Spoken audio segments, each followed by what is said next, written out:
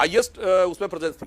विदेश सचिव ने बहुत स्पष्ट बताया कि 1:30 बजे जब हमारी स्ट्राइक खत्म हो गई, उसके बाद विदेश मंत्री ने फोन किया पाकिस्तान को और कहा कि हमने आपके यहां स्ट्राइक की है। अब आज का भारत घुसता भी है, मारता भी है, मारने के बाद बताता भी है। फिर हमने स्पष्ट किया कि हमने आपके किसी नागरिक इंस्टॉलेशन को, किसी मिलिट्री इंस्टॉलेशन को, किसी स्ट्रेटेजिक इंस्टॉलेशन को हमने निशाना नहीं बनाया है, हमने सिर्फ आतंकवादी अड्डों को बनाया। अब यह आपके ऊपर है कि आप मामले को बढ़ाना चाहें या ना बढ़ाना चाहें, जिसका उन्होंने जवाब नहीं दिया। यह बात। दूसरी बात, भाई अगर ट्रंप के बयान पे भरोसा करिए तो पूरा करिए ना।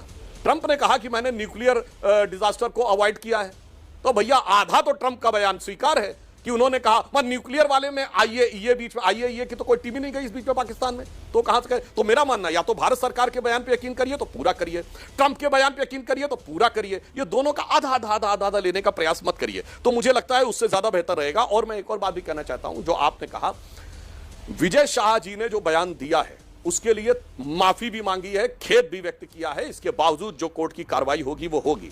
मगर रामगोपाल जी ने जो व्योमिका सिंह जी के लिए कहा उसके लिए तो माफी भी नहीं मांगी।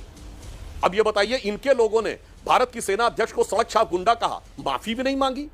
पाकिस्तान के सेना अध्यक्ष को जाके सिद्धू ने, जो पंजाब कांग्रेस के अध्यक्ष थे उस समय, जनरल बाजवा को गले लगाया, माफी भी नहीं मांगी। हाफिज को साहब कहा, माफी भी नहीं मांगी। और तो और ये कह रहे हैं उन लोगों से जाके पूछिए। तो मैं कहना चाहता हूं, भारत की संसद पे हुए हमले में जिन लोगों ने, सुरक्षा कर्मियों ने अपनी जान गंवा दी थी, उसके बाद 7 साल अफजल गुरु को फांसी नहीं हुई, मगर सोनिया जी की आंखों में आंसू नहीं आए, बटाला हाउस इनकाउंटर के आरोपियों के लिए आंसू आए। तो मैं कहना चाहता हूं, जिन लोगों ने कहा कि अफजल हम शर्मिंदा हैं, तेरे कातिल जिंदा हैं, माफी भी नहीं मांगी, उनका तो समर्थन करने चले गए। इसलिए उस विषय को छोड़िए। और कौन किसको अपना विदेशी प्रभाव में आता है, तो मैं सिर्फ एक फैक्ट कोट करना चाहता हूं।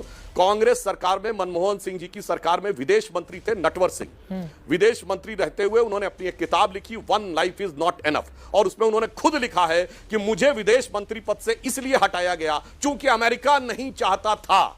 यह मनमोहन सिंह सरकार के विदेश मंत्री नटवर सिंह की कहानी, उनकी किताब one life is not enough में